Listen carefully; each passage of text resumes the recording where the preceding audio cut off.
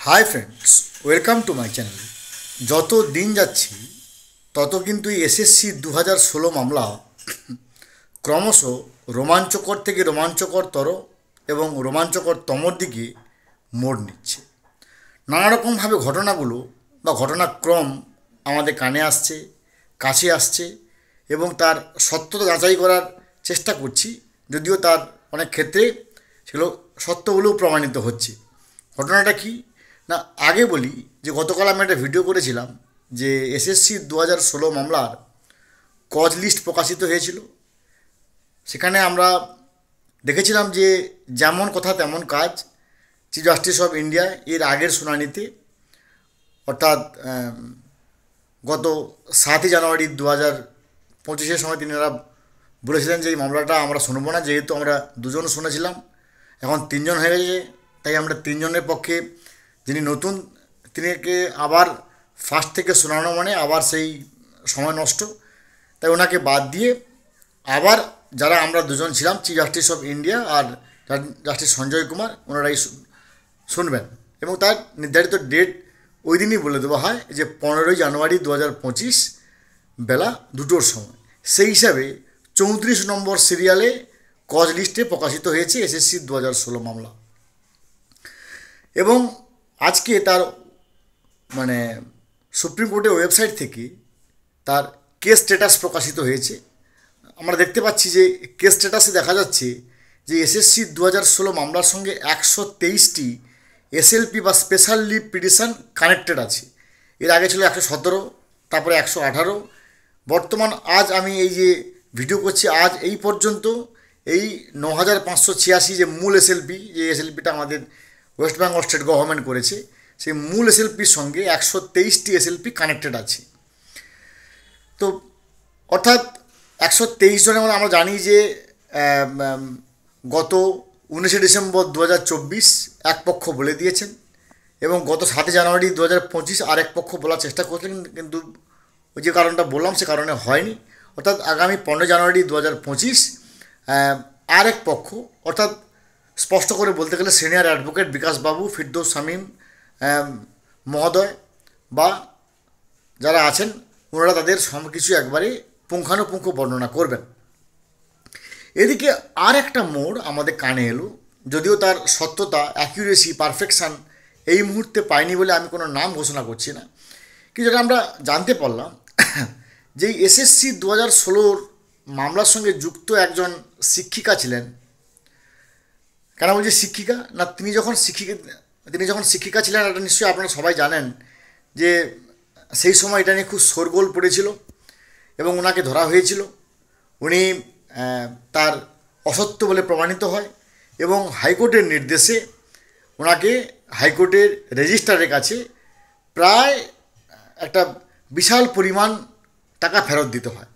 নিশ্চয়ই আপনারা জানেন কার সম্বন্ধে বলছি, কিন্তু আমি এটাকে এই অনলাইনে বলতে পারবো না, যেহেতু তার অ্যাকুরেসি বা সত্যতা এই মুহূর্তে আমরা হাতে পাইনি, কিন্তু একটি সংবাদ সংস্থা এটা প্রকাশিত হয়েছে। তো কী সংবাদ সংস্থা প্রকাশিত হয়েছে না, ওই যে সংশ্লিষ্ট শিক্ষিকা যিনি অযোগ্য বলে প্রমাণিত হয়েছিলেন হাইকোর্টে এবং তিনার মানে বিরুদ্ধে হাইকোর্ট স্টেপ নিয়েছিলেন, সেই অনুযায়ী একটা বিশাল পরিমাণ টাকা হাইকোর্টের রেজিস্ট্রারের কাছে ফেরত দিতে হয়েছিল। তো এবার শুনেছি নাকি উনি আবার মামলা করছেন এই মর্মে যে যদি অযোগ্য আমি হয়ে থাকি, তাহলে অযোগ্য শুধুমাত্র আমি চাকরি যাবে কেন,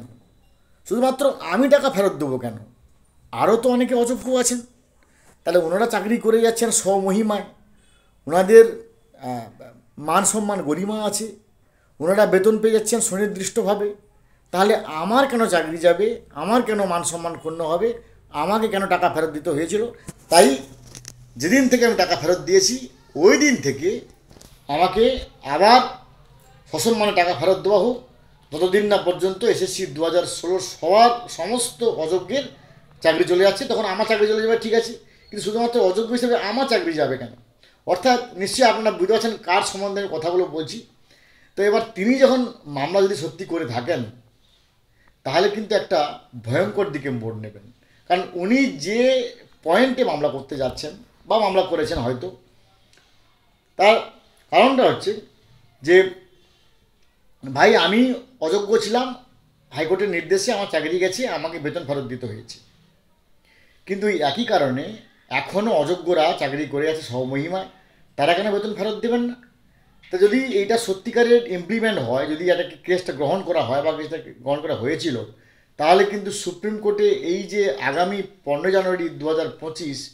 এটা কিন্তু একটা ফ্যাক্টর হয়ে উঠতে পারে। আমরা জানি ইতিমধ্যে এই মামলার সঙ্গে অসংখ্য plus minus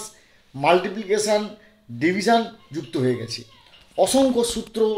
analysis cross analysis নানারকমভাবে এমন এই মামলার সঙ্গে যুক্ত হয়ে গেছে যে জাজ যিনি জাজমেন্ট করবেন তিনিও এই মুহূর্তে তেনার মাথায় জানি না কি চলছে, কারণ স্বাভাবিক under the jurisdiction of supreme court আমার মাথা নত করে দাও হে প্রভু তোমার চরণতলে, এরকম মানসিকতা নিয়ে আমরা পোষণ করি। কিন্তু দেশের স্বাধীন নাগরিক হিসেবে আমরা বক্তব্য রাখতেই পারি। সেখানে এই ব্যাপারটা